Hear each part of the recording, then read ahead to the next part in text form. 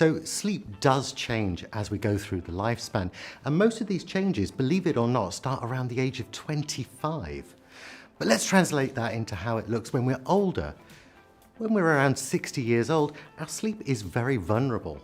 And the reason it's vulnerable is because there's been changes in both our sleep processes, which I'll talk about, but also in the other things that happen in our lives. Those life transitions also can make us more vulnerable. So let's start talking about some of those things that are changing within our sleep. Melatonin, for example, and melatonin helps regulate our circadian rhythm, when we want to go to sleep and when we get up. Unfortunately, we start to lose the ability to produce melatonin naturally as we get older. The second major change is around the actual dynamics of the sleep itself.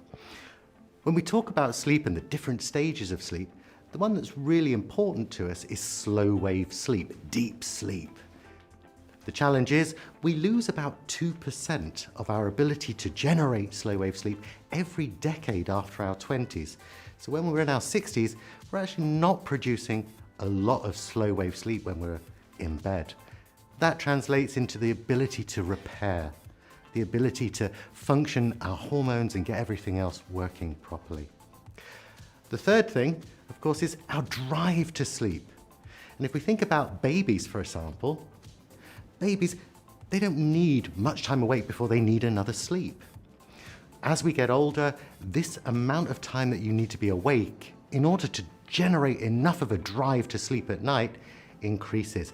So by the time we're in our 60s and 70s, it can take 15, 16, or even 17 hours to generate enough pressure for us to get off to sleep at night. So those are the general changes that we see in sleep. What about lifestyle? Well, as we get older, we're more viable and more prone to illnesses. We're going to need to take more medications, and these things can impact on our sleep as well. Most medications do impact on our sleep.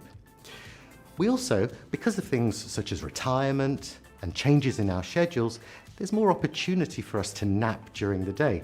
Napping is okay, but it can impact on the sleep that you're getting at night. So we need to be careful when we're actually napping.